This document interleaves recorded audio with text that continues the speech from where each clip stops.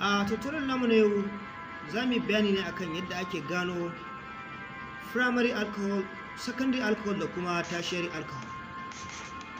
A da farko za mu fara duba menene primary alcohol.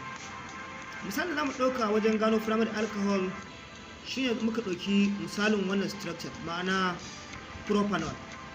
Idan muka duba propanol iya da carbon guda uku wanda yake ɗauke da functional group kuma na alcohol kamar haka. So wannan structure da ita za mu duba mu ga ta yaya za mu gano primary alcohol. Idan aka ce primary alcohol ana maganan cewa carbon atom ne guda ɗaya wanda zai attaching da carbon atom guda ɗaya, wannan shi ake kira suna primary alcohol. Ma'ana carbon ɗaya zai attaching da wani carbon guda ɗaya, wannan shine primary alcohol. Misalin namu a nan wurin shine idan muka duba wannan structure da kyau, a za mu ga muna da carbon guda uku kamar da muka faɗa, sannan kuma muna da functional group na alcohol kamar haka. So abin lura a nan wajen shine a duk inda muka ga functional group na wannan alcohol din, a wannan shi za mu iya ɗauka a suna a matsayin carbon 1 saboda OH din akan wannan carbon din ta fara. So amma da ce OH namu kuma a nan gurin yake zai kasance wannan shi ne zama carbon 1, idan kuma zai zama carbon 2. So duk inda OH yake wannan shi ne zama carbon 1.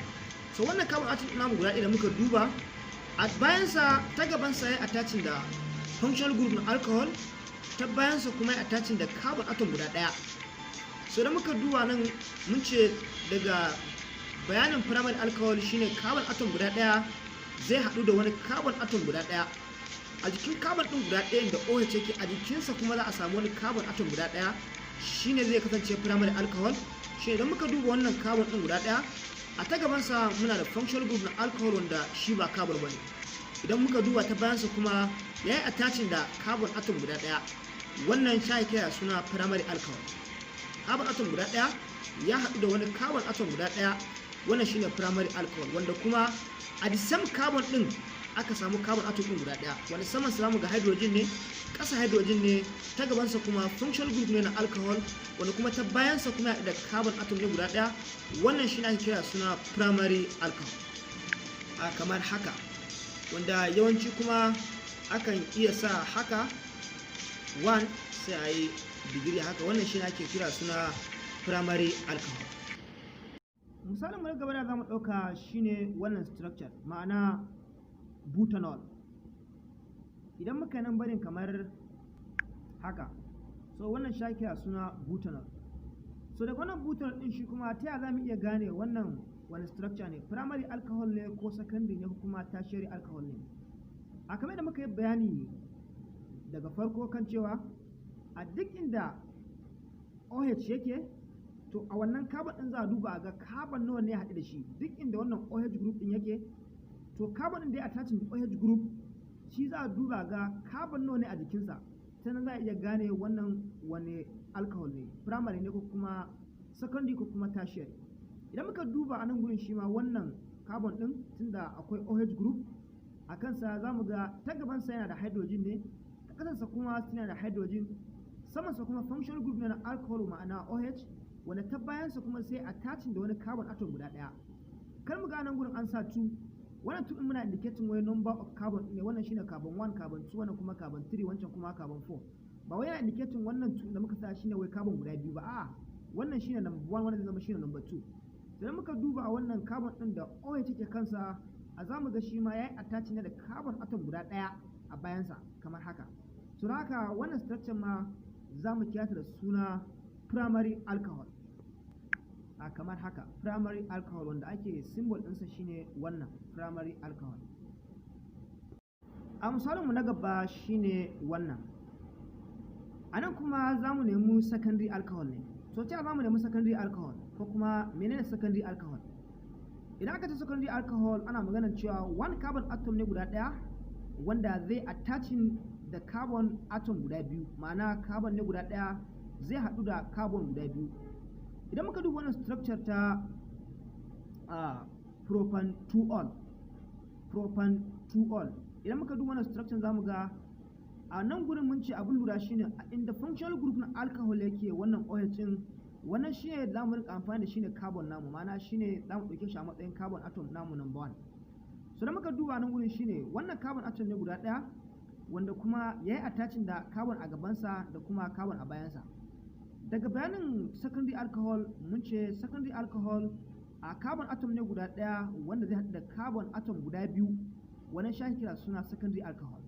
Idan muka duba wannan carbon ɗin a ta gabansa muna da carbon atom guda ɗaya, disamtin muka duba wannan carbon ɗin a bayansa muna da carbon atom guda ɗaya.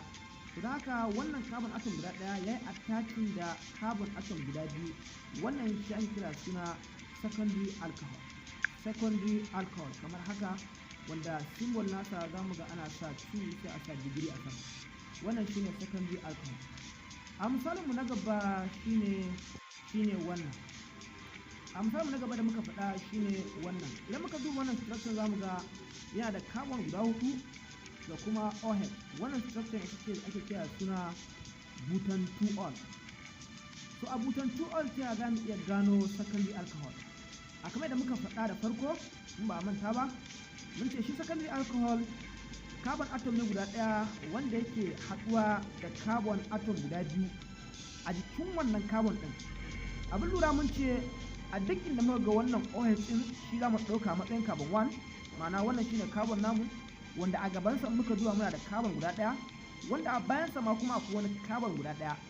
So kar mu ci zamu la'akari da wannan carbon da yake bayan wannan, kasancewar carbon ɗin da yake jikin wannan carbon ɗin duk wanda ya haɗu da wannan da shi mu kirga, ba za mu kirga wanda ya fita daga bayansa ba, saboda a wannan carbon ɗin gabansa akwai carbon wanda a jikinsa yake, a ta bayansa akwai wani carbon wanda shi ma a jikinsa yake, wanda ta kansa kuma muke da hydrogen, inda samansa muke da functional group na alcohol ma'ana OH.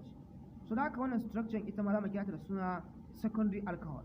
Carbon guda ɗaya, ta gaba ya haɗu da carbon ɗaya, ta baya ma kuma ya haɗu da carbon ɗaya. Wannan shine secondary alcohol.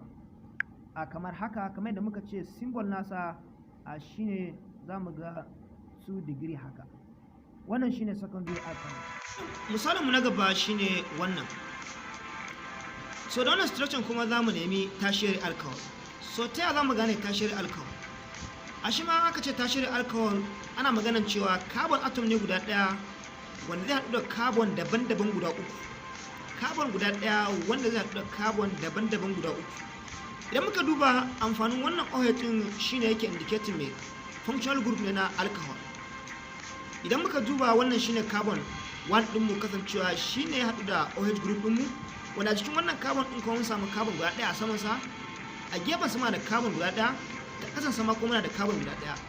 Idan muka duba za mu ga carbon ne guda ɗaya amma kuma ya haɗa carbon daban-daban guda uku, kamar wannan 1, 2, 3. Wannan structure ita ake kira suna tertiary alcohol. Tertiary alcohol kamar haka, wanda shi ma za mu ga symbol nasa ana sa masa degree kamar haka. Wannan shi ake kira suna tertiary alcohol. Misalinmu na gaba shine wannan. Misalinmu na gaba shine wannan. Idan muka duba za mu ga mun ɗauki misali mai carbon guda 4 ma'ana butane. A wannan structure za mu ga muna da functional group na alcohol a carbon 2 wanda za mu ɗauki shi a matsayin carbon 1, 2, 3, 4. So a wannan carbon ɗin za mu ga muna da functional group a saman wannan carbon ɗin, inda a ƙasarsa kuma muke da substituent na methyl ma'ana na CH3. Kamar da muka faɗa, tertiary alcohol carbon atom ne guda ɗaya wanda zai attaching da wasu carbon guda uku daban-daban. Shine idan muka tashi muka ci abin lura shine a inda wannan OH ɗin yake shine za mu ɗauke shi a matsayin wannan carbon ɗin namu na farko, wanda wannan carbon ɗin a gabansa muna da carbon atom guda ɗaya, inda a bayansa muna da carbon atom guda ɗaya, inda a ƙasansa muna da carbon atom guda ɗaya, wanda kuma a samansa muna da functional group na alcohol. Wai idan muka duba za mu ga a jikin wannan carbon ɗin shi kaɗai ya haɗa carbon guda uku, a jikinsa ga gabansa ɗaya, a jikin nasa ta bayansa ga ɗaya, a jikin nasa ta ƙasa kuma ga wani carbon, wanda kuma sama yake da substituent na functional group na alcohol. A wannan structure ita ma za mu kira ta da suna tertiary alcohol. Tertiary alcohol kamar haka, wanda muka ce symbol nasa shine wannan. So da muka duba za mu ga mun kawo misali na yadda ake cire structure na primary alcohol. Wannan shine misali da muka bayar na farko mai carbon guda 3, da muka bayar misali na biyu mai carbon guda 4. Da muka dawo na gaba kuma da ake gane secondary alcohol, muka bada misali na farko shi ma mai carbon guda 3, da muka bada misali na biyu kuma da mai carbon guda 4.